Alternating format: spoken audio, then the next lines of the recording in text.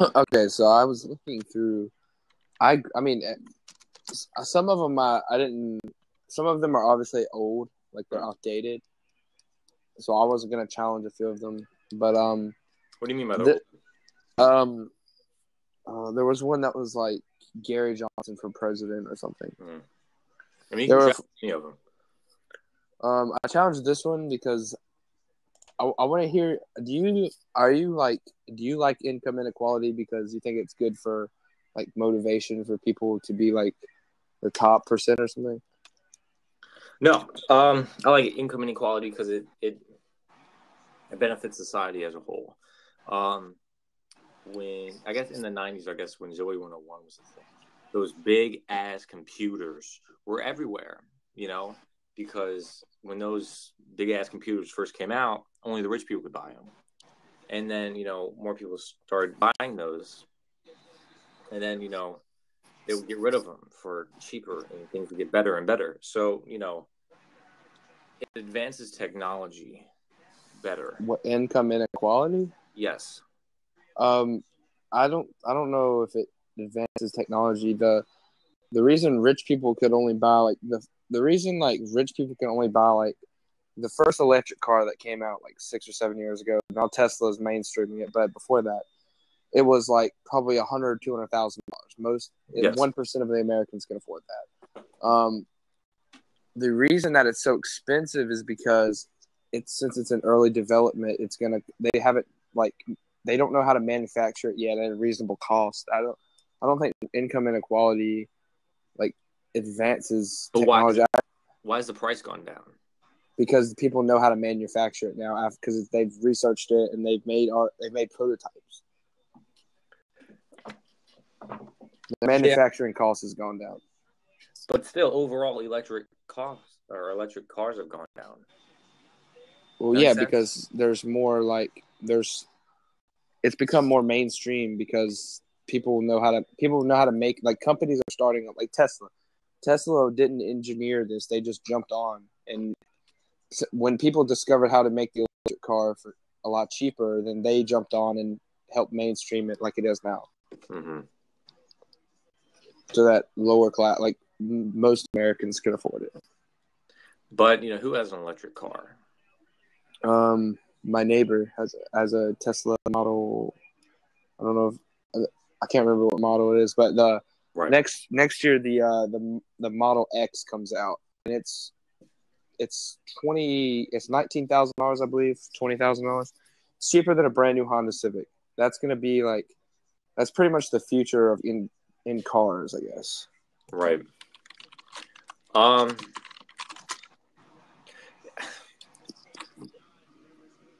See, I don't know anyone with an electric car. What part of America do you live in again? Virginia. Yeah, I live in North Carolina, so I don't see too many either. It's mostly like a city, like a big city thing, I guess. Right. But income inequality is just because not everyone can have the same equality with income. That's just completely wild. I agree. That's the whole point of capitalism. Yeah. And it's very odd for anyone to go, income inequality is, everyone to have the same income is like, that's good. I agree with income inequality to an extent. Within, like, you go to college for 4 years, you come out and you get a job that pays $60,000 or $70,000. And then there are people that don't go to college who work at Walmart and make $30,000 a year. That's fine. But the income inequality we have right now, where like the 1% earn like 53% of all the money in America, I think that's harmful to the economy. How so? Because actually less like these rich people, if your net worth is like in the billions, chances are you're not spending, and it's a lot of it's liquid cash. Chances are you're not spending. You're spending a lot to us, but you're not spending a large percentage of your money. So it drives up prices because less things are going to be bought. When, like in the this is a perfect example. When my grandma was growing up in the 50s, 60s, she told me that like if you were a waitress at a diner before they had like the whole minimum wage thing, but when they just paid you like a flat amount a week, I think she said she got paid like $150 a week for her first job. They said that she said you could send both of your kids to college and buy them a car at 16. Get that shit out of here now. Get the dishes, get that. Oh, I'm gonna get the dishes. Hold on. Are you still with me? Yeah. Apparently, I forgot to put something away. I'll be back in like 4 seconds, if that's okay. All right.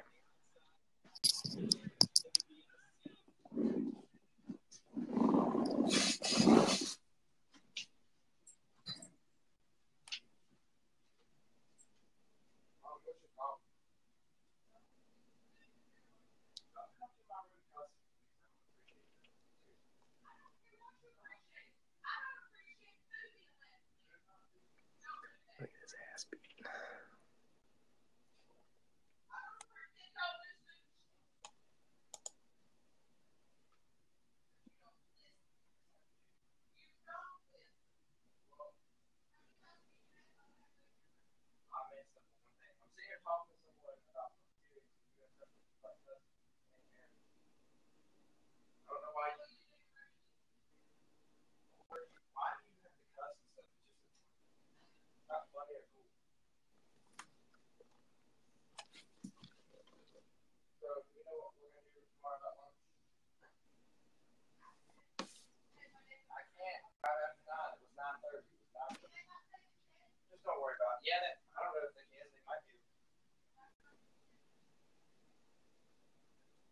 I don't know. They might.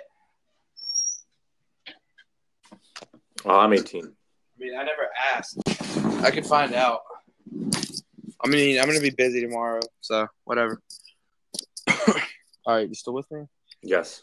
All right, where were we? You were talking about income inequality. Okay. I guess we were talking about income. Oh, yeah. It was. I remember where we were at. So, you could do all these things like with a waitress's salary, right? Mm-hmm. You could send your kids to college, get them a new car at 16. Well, not a new car, but a car.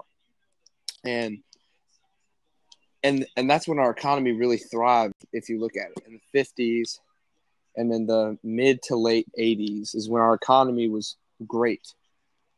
And that's when in the 90s too, the 90s we had a good economy in certain parts of the 90s. And so, and the best part of like the reason that our economy did so well is because people were able to spend a lot more money because there was more money to spend, and the inflation hadn't been like it is now, I guess, because inflation is driven everything apart. Right. The less people with the skill, the more the pay. Yeah, I don't. That's true. I guess no one's refuting that. How old are you? I am 17. I'm not sure how old. I'm 18. He's 18, so pretty close.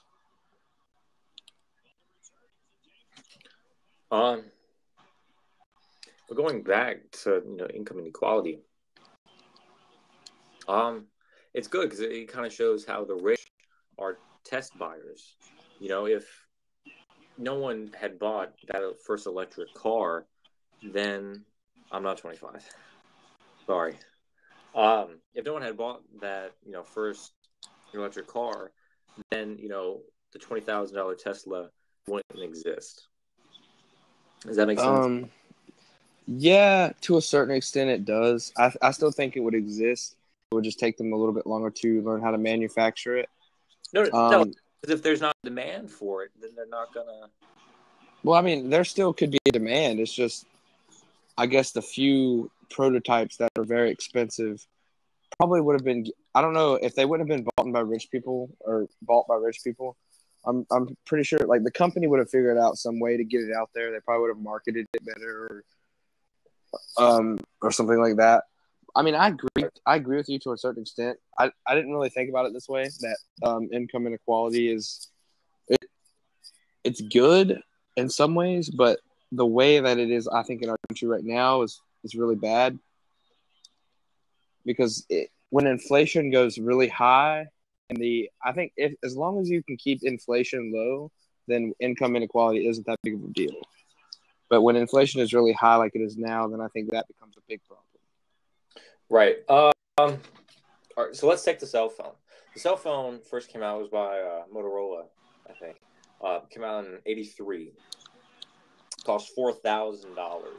If no one had bought that $4,000 cell phone, you wouldn't be able to go to Walmart or Best Buy and buy a $40 cell phone today, because if there's not a demand there for the $4,000 one, there would be no initiative to make it any cheaper to get it more out there.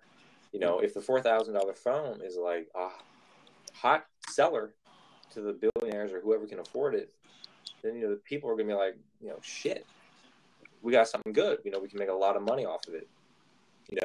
Let's figure out how to make it better. Blah, blah, blah, blah. And to come where it is today, 2016, everyone has a phone. Not everyone has a smartphone, but everyone's got a phone. And same with the smartphone. If someone didn't buy that smartphone, I don't know. That's a lot more than a flip phone. We won't have smartphones. I think that there are certain things where that applies, but there are certain things when it comes to like cars, phones, the internet, things. I think no matter what, I think those things would always be at some point in time, even if there weren't like this super super rich to pay for it. I still think those things would have been developed because they're so like they become so mainstream. I don't know. I think that when I say like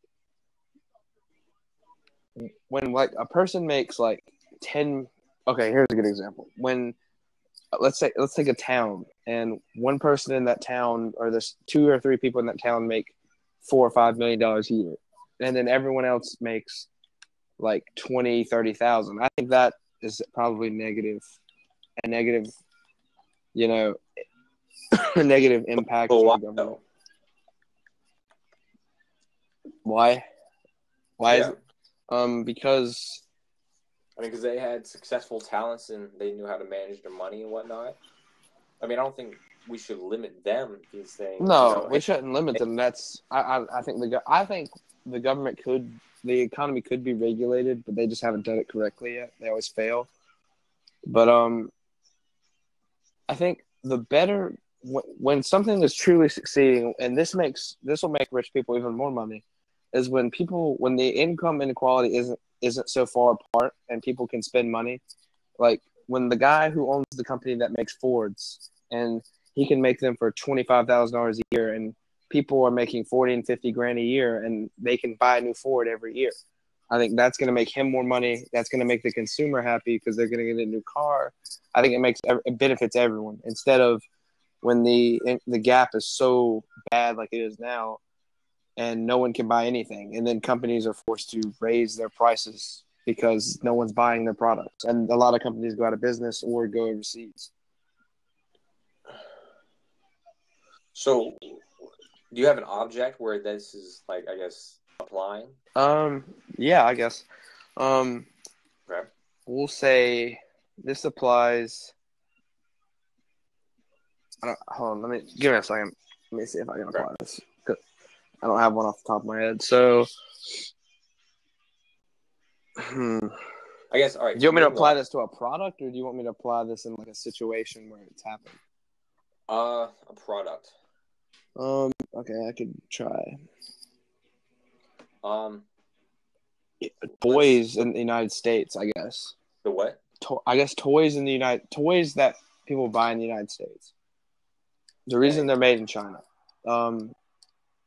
So eventually, I think manufacturing will come back, but that's just because we'll have the machines that are eventually robots will make everything, I think, and America will be one of the few countries that has things like that, because the things made in China are made in sweatshops, and we don't allow that to happen, I guess, in our society. And so I'm trying to think. So when it's so far apart, like when when inflation's gone up every single year. So I'm trying to figure out how to word this. So when a popular toy like Legos, I don't know if they're made in China or not. I don't know if I can apply this, but we're gonna do it anyway. So when they can make them in the United States for, let's say, the pack that they buy at the store, the most popular pack, for $4, and they sell it for like $9.99, $10, make decent profit, not great, decent profit. And then with inflation, they have to raise the cost. I don't know where I'm going with this. They have to raise the cost of their because of the gap in wealth. They have to raise their prices because there are less people buying that specific that toy, and so eventually they'll either move that. They have to figure out how to keep the margins good enough to stay alive as a business. So they'll either raise their prices a little bit, which a lot of companies don't want to do because they don't want to scare off their customers. So they'll figure out how to like manufacture like cheaper made products. They'll figure out how to streamline the like manufacturing it. So a lot of companies will move to Mexico because instead of making that pack for $4, they can make it for 80 cents. And I think that hurts. That hurts until robots make everything. That hurts, I think, the economy. Because But how does that, play into income inequality? You basically just told us why jobs should come back to America. That's not necessarily income inequality. well, I think if the income inequality gap that we have right now wasn't so bad, then we would have more jobs in the United States. Because companies have to raise their prices because no customers are buying their products. That's why they're raising their prices. And that's why they have to figure out how to balance out that cost. That's why they're going overseas. No, I think there are a lot more reasons why to go overseas. Nike, they have their sweatshops in Southeast Asia because they can, charge them little to nothing. And then they come over here, they would have to pay them minimum of $7.25. And then it's like, shit, that's if they don't union. That's if they don't ask for more money and more benefits. Because that's what people do here. If you are a car manufacturer, you're going to be making $80 an hour. If you're in Japan, it's not going to be $80. It's going to be a lot cheaper because I don't think there are unions. They devalue their currency. That's why it's cheaper to make it in all the countries that do that, like China, Mexico, Japan. No, because they have different laws. Like we don't have child labor anymore. That's true, but their currency is also worth like a lot less than ours. The yen? No, the yen. Yeah, they devalue the yen all the time. The yen is pretty strong. I don't think I don't. I would look that up. I know the peso is a tenth, and Japan. That's why they are able to steal like our manufacturing jobs because they devalue the currency. They have less laws here. Why is a company like Nike going to make shoes here when they can just go to China and pay people less money and make them cheaper and keep them and make more profit over here? It seems completely idiotic to me to have American workers charge them 100 times more than I would in China and make less profit. That's a good point. Insane. And I think a factor in that is illegal immigration plays a big factor in that. Because illegal immigration is kind of good. In a way. In terms of, I don't know if it's, I think 12, I don't know how many illegal immigrants, the exact number. I think it's between 12 and 15 million that have come over in the last 4 or 5 years. That's probably a very conservative number. It's probably a lot more. But they're taking all the jobs meant for teenagers. And when, I don't know how to word this. When they take all the jobs made for teenagers, then teenagers don't have jobs. And then it gets really complicated because then companies get in trouble all the time for paying people in the agricultural business like $3 or $4 an hour, and they're illegal immigrants. But when people come over here and the ones they become legal, they take the Subway and the McDonald's. They take all those jobs meant for teenagers, and company. I don't know. Like, I'm not good with like certain things like this. I just know it comes together some way. Okay. I know that's probably sounds really dumb, but maybe this happens in the rural areas, but I know where I live, illegal immigrants aren't taking our jobs. do you live in urban or rural? I live in suburban. Yeah, I'm talking most. That happens on farms mostly, and in islands and stuff like that, where there's casinos. But what teenager is gonna want to pick apples all damn day? Where I live, there's a big farm, and teenagers pick strawberries. Not a lot because there's a ton of illegal immigrants that do it, but I assume that void would be filled by teenagers or young people just graduating. Yeah, but unemployment, 16 to 17-year-old. This is total. In 2015, was 18.5. Now, between the ages of 16.5, most of those kids are going to be in school. If they have sports, if they are worried about their academics, they're not going to have time for a job. So that also kind of plays in a part. Do they even want a job? I know at 16, I didn't want a job, so I would be a part of that 18.5%. But a teenager is not going to work in a dairy farm, 11 p.m. to 2 in the morning. No. They're not going to do that. No American's going to want to do that except for an illegal immigrant that's going to, send that money home, or just an immigrant that, maybe doesn't speak English very well, or such and such. But so they do the dirty work, the less skilled work. And, why should teenagers be worried about that? I think they should stay in school and do better than that. You know what I mean? If they want to be angry that an illegal Mexican is doing their job, that doesn't have an education, doesn't speak English, they should stay in school, go to college, and get a better job. I mean, I agree with that. I think that teenagers can definitely people complain about this economy a lot, and there's a lot of problems, but my parents do okay in this economy. This economy, if you are willing to work hard, this economy works for everyone. As long as you're willing to do, if you're smart and you're a hard worker, you can easily succeed in this economy. Right. I think if you work hard, you can, do anything you want. I think the key is working smart. In the 50s and the 80s and the 90s, certain parts, you didn't have to always work smart.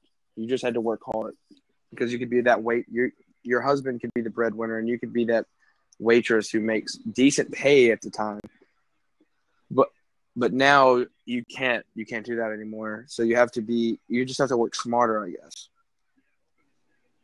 You have to go to college. Now you have to go to college if you're going to get. Right. For most of the time, you have to go to college if you want to get certain jobs that pay. I mean, my mother didn't go to college, and she makes well above average. So, but that generation is over. If you're going to want to make $100,000, 99% of the time, you're going to have to go to college. Yeah, and I fully agree. And teenagers that are already in school, they should definitely stay in school. If you are competing with an illegal immigrant that doesn't speak English, that doesn't know how to read or anything, you need to get your life in order. You need to stay in school, go to college, and don't do that. Because I'm not competing with illegal immigrants. That's just plain as I'm just not. They're not taking my job. I'm not in threat of illegal immigrants by any means. So I just see the threat as illegal immigrants taking my jobs not existent.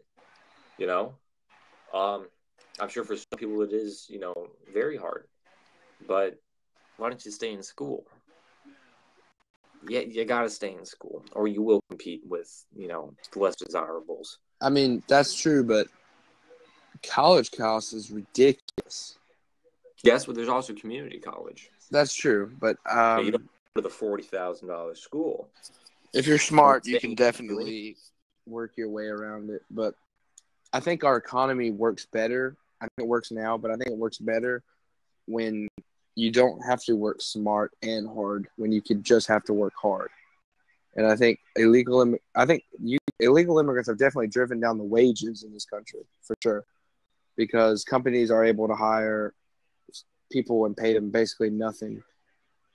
I mean, Under the table. Yeah, under the table. Not legally. Yeah, no, not legally. I mean, some immigrants that are legal, they do hire and pay. I mean, being paid under the table is different than, being at that job. There's I don't know if you have a temporary work visa. I don't know if you count as a U.S. You count as a citizen of the United States if you have a temporary work visa. You are legally allowed to work in the United States. They have to pay the minimum wage though. If you are at a job that you are legally hired at, then they have to pay you at least minimum wage. And if you're an illegal, you have to have a work permit. Yeah. And then I assume that they would pay taxes.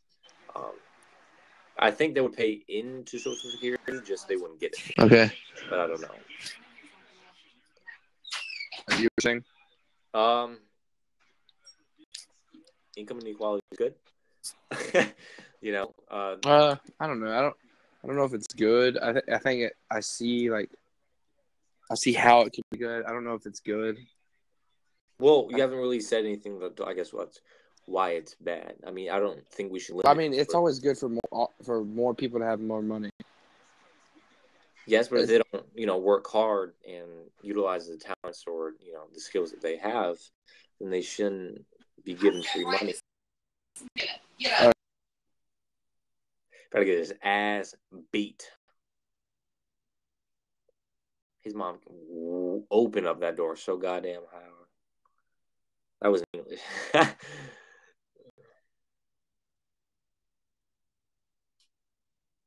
See if he comes back after his ass whooping.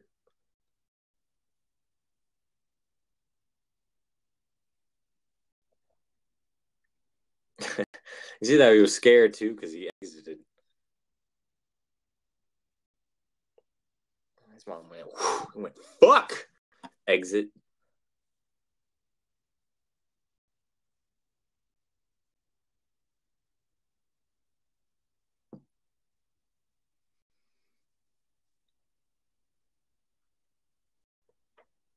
I don't think he's coming back. Income inequality is good.